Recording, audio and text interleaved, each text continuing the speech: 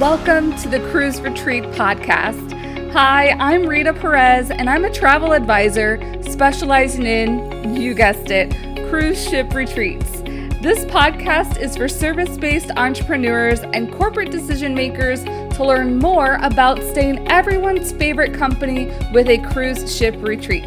Ready to increase your client or employee retention? Listen in on this week's show. Hello everyone. Welcome back to the podcast. Quick update for you if you do not follow me on social media or you're not a member of the email list. Speaking of, I do have an email list. I do send out weekly insights.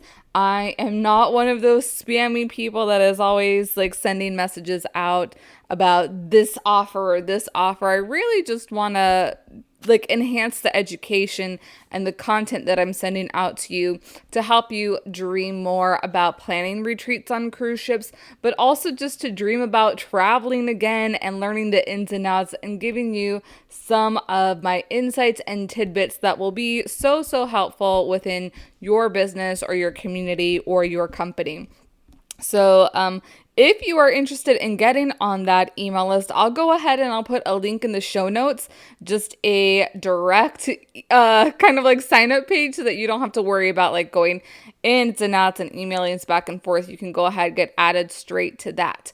But I did want to let you know, because my email list now knows as of 9 a.m. Eastern time this morning, that I am getting ready for a big trip. Not getting ready. I'm actually traveling today. I am traveling to France because I'm setting sail in a few days on the beautiful Ama Christina, and I will be sailing on the Rhone River, starting in Avignon, France, and working our way all the way up to Lyon, France, for a beautiful 7 days Christmas markets river cruise. And I am so stinking excited, but you have no idea all the scrambling that I've been doing in the background to prepare for this. So truly a whirlwind, but I am so excited to be out and about again. But anyways, that's a little bit of the pre-show. I did want to get into a little bit of the nitty-gritty of our fourth C in cruise retreat planning, which is curriculum.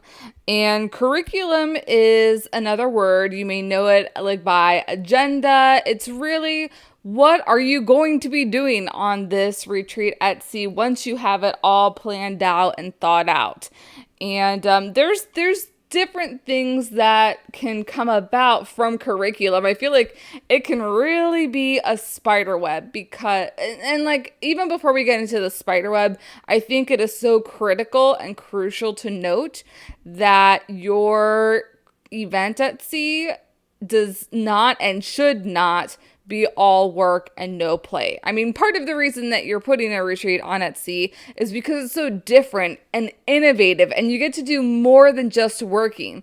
I mean, that travel component is a huge part that is attracting the people to come and support this program that you're putting on. So you can't have them like working, and what I mean working is like having them in sessions and educating them all day. There does need not only to be downtime just to relax and like enjoy some of the things on the cruise ship, but people need to be able to marinate on the ideas and the thoughts and the education that you are sharing with them while they are cruising. So while I know like the heart and like the meat, actually, now that I'm saying this out loud, I was going to say the heart and the meat really is your education, but I'm even going to nix that. It really is the connections that you are making with the people that are going to be sailing with you. And the connections are formed, like the curriculum is the vehicle that we're driving on to get to the heart of everything.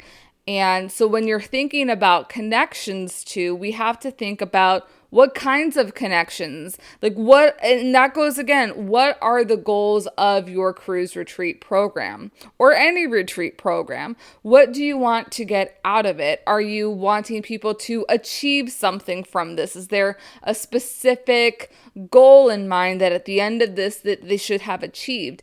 Are you doing this to kick off a program or to kick off the year? Or maybe you're doing it to be strategically planning, or maybe you're doing it as like just a celebration for an amazing year that we've had, or celebrating like the end of a program that you've put in place. Like there's lots of different things to consider and reasons that you want to be putting on a retreat on a cruise ship, but you have to like get to the heart of that, because that is also going to inform what do you teach about. Or maybe you don't teach. Maybe your program is a lot of networking or breakout sessions, or maybe you strategically build in time that people are alone thinking of thoughts and making sure that they're creating these plans. And I think that's the beauty of not only just cruising as a group, but when you're thinking of sailing by yourself, there are specific limitations. Like I feel personally, there's so much that you can do, but when you are sailing with a group, you have other people to bounce off ideas from. It is just, I've talked about this so many times. It is just outcomes are multiplied when you're doing something different and in a different environment and with different people. And I will say again, from my firsthand experience, experiencing a retreat on a river cruise back this summer, and actually I'm doing a retreat right now, like the retreat that I'm heading on is another marketing retreat on a river cruise. And this is why, like, I just remember coming off from that cruise being like, everybody needs to know about how amazing this is for their businesses, not only as the attendee, but also as the person who puts on these events, because there is just so much to come from a retreat experience, and specifically when you are incorporating world travel with that. And cruising just makes it all so much easier because there's a lot of things that are, again, inclusive. So I know I'm kind of like spiderwebbing a little bit out here as well, but I want to rope it back into curriculum. So once you have kind of figured out, again, who's going and why they're going for it, then you can start creating some of the programming. And from there is when I can collaborate with you on what sort of spaces can be utilized for your program. Because again, not all spaces are created equal. And again, not even all cruise ships are created equal. Like I had mentioned a couple episodes ago, there's so many different types out there. And that's why you do work with a travel advisor, so that you can narrow down. And also, you don't have the time to be wasting away. You are still getting results for the people that you're working with or the clients that you're serving. And you, like, certain things do need to be outsourced in your business. And this is something that you can outsource to someone who is a professional, including myself. Hello. So when we're thinking about, I've gone ahead and I've identified downtime is so important when you're comparing downtime and work time. And I put work time in quotation marks because work can mean really anything. It really should be an even split. And I might even say there probably should be less work time on an event like this than there should be there should be less. I'm thinking out loud. There should be less work time than there is downtime, because again, there is a travel component to this. And you just want people to enjoy yourselves. And I think really that is a huge part of connections, because these connections that you are forming with the people that are attending, who you may or may not know, because I know when you, and this is exactly what happened to me. When my business coach said that she was going to be doing a river cruise retreat, I invited someone who didn't even know anything about her to come on with me. And now that person has been very interested in her programs and has not only gotten like the firsthand, almost like one-on-one experience of working on the river cruise, but now she is aware of her and aware of the different programs that she offers. So if in the future she needs a service that this person provides, like there's no one else, like why would she look to somebody else? She actually has a relationship with this person now. So can you see how you're not only servicing your own, like people who are currently in your hemisphere, this can also spiral out to people who are not in your hemisphere. It's everything. There is a ripple effect to everything. So as long as you are putting in that one, the great, amazing content that it is that you do provide right now, obviously you're serving your clients well. That does resonate with some other clients who may want to get online with you, but then you add this whole travel program and it's like, yes, I want to go. When are we going? Now. Like I just heard there was this, and this is not a person who does any sort of educational component, but she is someone who's on social media, who's helping people out in a certain way. And her program sold out like in a matter of hours. And that's what I'm saying. Like, especially now, these types of programs are positioned in a way that, not positioned in a way, I think just travel in itself is positioned in a way because it hasn't been that open to us in the past 2 years.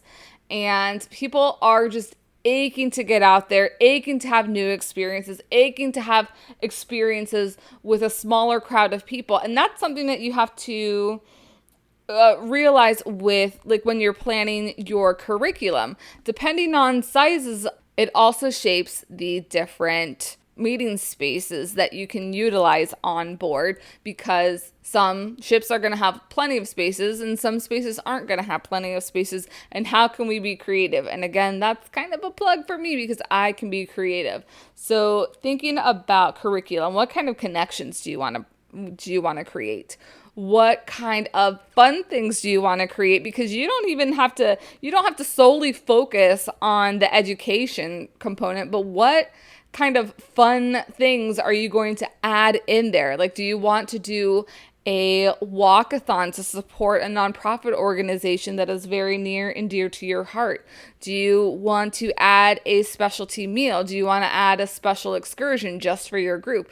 There are lots of different things that can be added, because I know, like, when we talk about sessions is very individualized, and really, you know, the kind of education that you want to put out there to your team. But what are those fun, special little moments? And we're going to start talking a lot more about that next week in Captivate. But I hope this has kind of like opened a little bit into the world of the different things you need to think about when you are thinking about the agenda, the curriculum that you are putting together, and making sure you have an even amount of downtime and playtime. What kind of connections do you want to forge so you know what needs to be built into that agenda? And just a little spoiler of some things that you can use to captivate your audience while you are cruising, and even pre or post. So I will leave you with that little teaser for next week's episode. I hope you have enjoyed this week's episode. If you have any questions for me, please do not hesitate to reach out to me via email. I am going to be a little bit slower to respond, but I promise I will respond as soon as I can. Have a wonderful week, and I'll see you next week. Thank you for joining me on the Cruise Retreat podcast. Please subscribe and leave the show a rating on your favorite podcast platform. And don't forget to take a look at the show notes for important information and links. See you next week.